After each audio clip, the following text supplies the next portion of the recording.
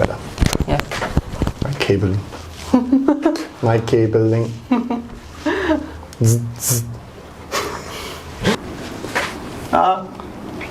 So fun one. No. Welcome to the dungeon. Hello.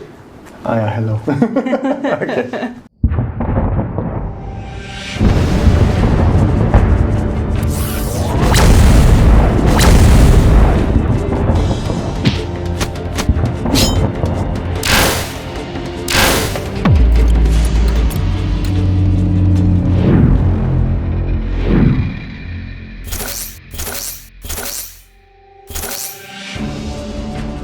Hello. Welcome to TableDropZone. My name is Loc. And my name is Holger.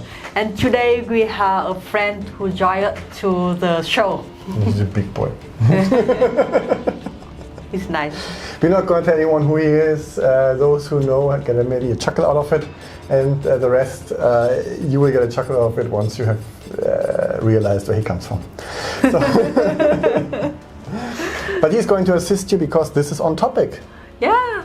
So Holger wrote a new game a few days ago, and I think it's quite very interesting because you can play it everywhere, very simple, and especially during your lunchtime when you feel boring or you need to wait for your girlfriend to put her own makeup or something like that. So before we dive into it, a couple of disclaimers here. First of all, I made no research. I have very superficial research only if something like this already exists. If it does, I am sorry, I did not mean to copy anything. If it does not, then this is something new. Fantastic. You're very welcome to try it out and shape it to your needs. Second is you will find the complete rule book I wrote down in the description below. It has extensive tutorial on how to build everything, on how to do everything with absolutely stunning drawings I did. You will get the joke once you download it. And yeah, with that said, let's dive in. So all the thing you need is a piece of paper and a pen and a small D6 dice. Yeah, which you can bring everywhere with you. Exactly, that's it. And now you will draw a very simple table, 6x6 grid, yeah. and a little hut next to it. L is for life, M is for mana, level is for level, and P is for progression. It's level progression. We'll explain how that works later. Oh yeah, and you need to draw a little stick figure. This is where you put your gear, for immersion. Because people in this world are stick figures. So now I will explain how to play the game. So first you will need to build up the walls for the dungeon. Exactly. So walls make a dungeon random and interesting. So we are going to place walls completely at random. First, I will roll the dice. First thing we will make a column, and the second we will decide for the round. Then after that we will have the block, and it means the wall. So I will try. 4 coordinates. Yeah. 4. 5. 4, 5. So you mark that blocks. So I have the first wall. So now I will roll it similar for the 9 times. Then we set up for the game. Exactly. To mark a wall, you just color the box in the grid fully in, and then it counts as a wall. Yeah, I do it now. So just because I roll the what? 1 3 twice. So it means that I only have 9 walls. Exactly. So you don't re-roll if you have a wall there already. You just take it as this dungeon has 1 wall less. And as you can see, it's quite an interesting pattern. You get some synergies, you get some structure in there. So rolling 10 times gives you an interesting dungeon. Next step is just like we will define where I will start for the game. Exactly. By also rolling the same technique. Yeah. Now I roll now. 1 3. Oh, so I hit the wall. That's why is a wall. Yeah, that's why I will have to reroll until I start with the place that without the wall. Exactly. 1, 2. Okay. Okay, so I will start the place with like 1, 2. So random start also makes it more interesting. 1, 2. Now is the movement part. So I can move all the direction from that place. So it means that like it's a potential for 8 different movements. Exactly. So you can move horizontally, vertically, diagonally, as long as there's not a wall. And if there's a monster, then you have to fight the monster, but that's essentially your freedom of movement. And you can, of course, squeeze between the rocks to get out of this little alcove. So that's an absolutely valid movement, as long as there's not another wall. So you can do it here, but you could not go here because here's a wall. Yeah, so you are free to choose our movement. So in this case, I will choose to move to the 2, 3, move down and on the right. Okay. Yeah. So what will expect me in the new place? So I need to roll the dice to define what will be there. So if I roll from 1 to 3, it means that nothing happened in that place. If I roll 4 to 5, it means a monster. And 6, it means a shadow. See it as it's all dark and you have your torch and you're slowly leaning forward to see what's there. And then, don't scare me. So now I will roll. Ooh. 4. 4. So it means that a monster. There is a monster. Oh my goodness, first movement, a monster. So you draw a little skull or a mushroom or whatever you can draw that looks something like that to depict the monster. Now we have to fight the monster, because the first time you encounter it, you have to fight it. After that, you can try to avoid it. If you can, in this case actually is really blocking off everything, so she has to fight it. Now, how does fighting work? So now I need to define the level of the monster first. So by rolling the dice. If the result like 1 to 2, it means level 1. 3, 4, level 2, 5 and 6, level 3. Exactly. Nothing goes past level 3 in this game. Also, you can only level up to level 3. Yeah, and for a player, I start with the level 1. So let's see which monster I'm facing now. 1. So it's a level 1 monster. So you will find in the rulebook a little table where it shows you what you have to roll to win the fight. So the player is level 1, the monster is level 1. In that case, it's a 3+ to win. From 3 to 3, 4, 5, 6. Yeah. Now I try. Luckily, please. Is that the first movement? 3. Yeah. The monster has been vanquished. The path is clear. And you cross off the monster, it is done, it is killed, but you also add a point to level progression. Once you have 3 points level progression, you add another level. That's how you level up. Very simple. So you kill 3 monsters, you get 1 level. Now let's see what happened. Nothing.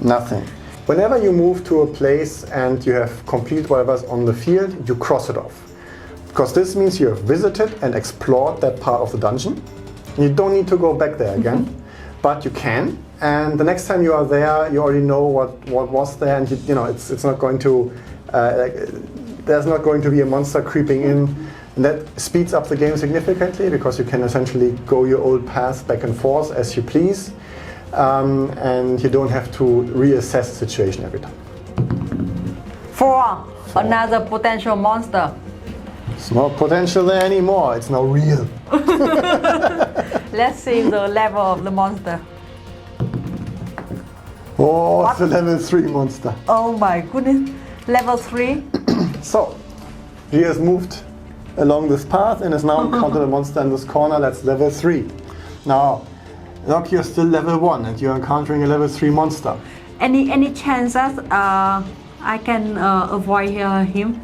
The first time you encounter a monster, you have to fight, because you have to imagine you've crept into this room in the dungeon, and then suddenly there is a dragon. Oh my goodness, I'm so scared right now because the only chance I can win this monster is just like I need to roll 6. It's so difficult. So if it's not a 6, you lose a life. Okay, let's see. I have 3 lives, so more chance. Let's see. Lucky. Oh, only 4. So that means a life is lost, and you return to the previous tile where you came from. So that means you are back at 5-2. Okay. And now you can attempt to fight the monster later again if you feel like you can manage it, or you can just bypass it at that point. I mean, some monsters will be really in your way, depending on your luck. Others are really optional, and now you know it's there, it will stay there, it will not follow you, and you can freely go on your way and level up a little bit before you I don't want to fight. level 3 monster. Okay, so I will move down to nothing. Okay. Now move to the right. No treasure yet. To right, continue to the right. Good. Up and left. Yeah. 6. 6. So a treasure. Treasure chest was found. Now, there's different treasure you can acquire. The first one is health potion. The second one is mana potion. Potions get consumed immediately, so it wouldn't be bad if you found a health potion. If you get lost or 1 life. You cannot go beyond what you have here, but you can heal what has been lost, or if you have used your mana, explain how that works in a bit, then you can regenerate that 1 point of mana.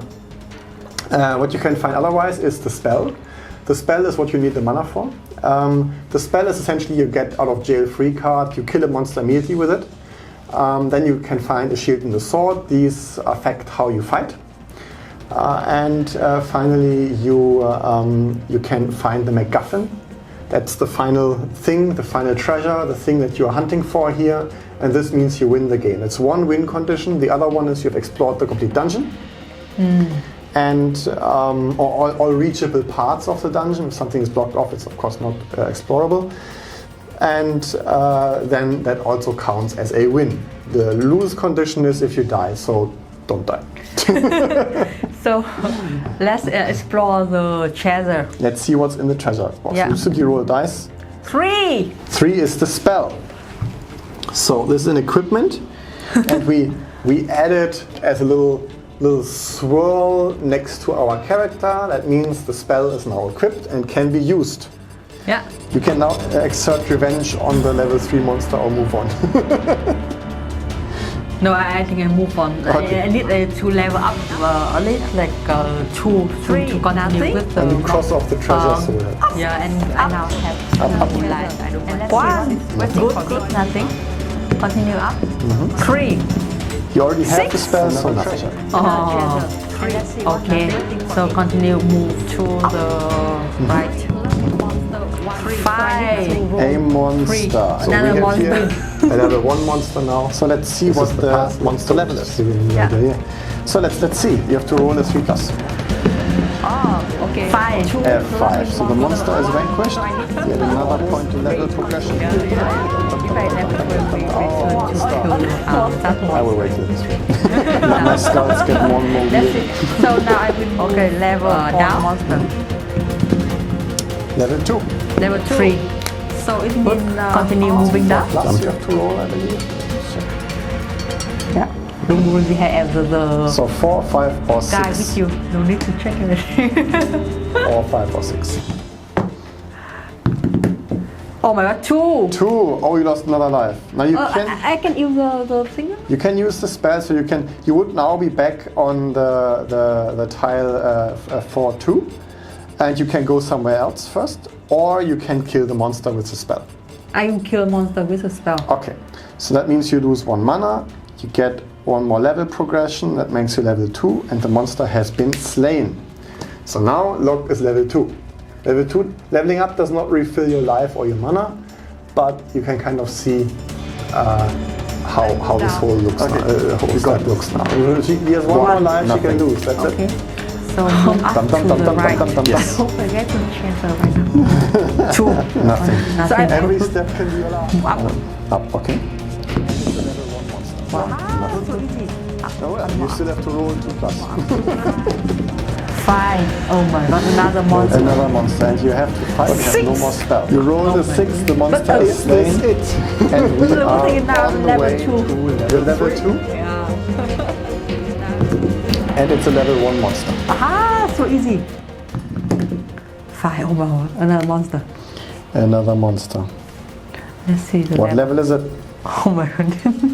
I little bit nervous now. It's a level 3 Oh my monster. god. Oh my god. 3. Oh. And you die. So Oh. that's it.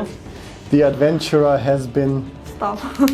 defeated. So, I almost feel the place. Oh my goodness. Here your head's Little bit falling. block more. So this concludes. This means you lost the dungeon. As you can see, it's not always that easy as you might think, and it does require a bit of luck, and it can be bad luck. So you can see that like the game look very simple but very exciting because it did not you need to have a good strategy to move in the short time and also depend on the luck. The idea is to have a very quick, short and easy game, and I think you now understand a very simple game loop, very quick game loop. Playing it alone is not going to take that much time. However, if you do have a friend and you want to play it with him, there are rules for a multiplayer game. Essentially, the only difference is you both start at your own start points, and the winning condition is that either one player finds the crown jewels before the other does, or one player has explored more of the dungeon if it is fully explored. There are ways to make this game more interesting over time if you do wish to do so. There is a chapter at the end of the manual that you can look into for this. It offers a bunch of additional rules to help you. These are ideas. Think of it as a think tank concept and less of a this is how it must be played. This whole book we have created is essentially really for your pleasure, meaning that you have to see how much of it you want to use and how much of it you want to adapt to your own needs. So again, like with every rule book in this kind of gaming, it's not set in stone. Now, additional rules cover, for example, changing the dungeon dimensions to make it more interesting, looting monsters, so you can roll a 6 after you've defeated a monster to see if it has any loot, and then it counts as a treasure chest. You have different classes. The paladin, the mage, the thief, the barbarian. In essence, the mage has less life, more mana, and starts with spell. This makes him kind of the easy playthrough because he can cast spell 2 times right from the get-go. The thief starts with less life but can find more treasure because he also finds treasure on the roll of 1, not just on the roll of 6. And the barbarian is kind of, he doesn't have any mana, he just has more life. So he's kind of the yeah. So if I would stack it, it would be thief is the most difficult to play, mage is the most easy to play, it's the easiest to play. Paladin is the most balanced one, and barbarian is, you know, if you really want to go for it. There's also a bunch of different monsters that we offer. Yeah. Not only like one simple monster. Exactly, not just one that has different levels, but so you roll for level and then you roll for monster. You can get a slime, that's essentially your basic monster, an orc. Orcs never come alone, so if you roll the orc, then you can place a second monster and a tile next to you, no matter if it has already been explored by you or not.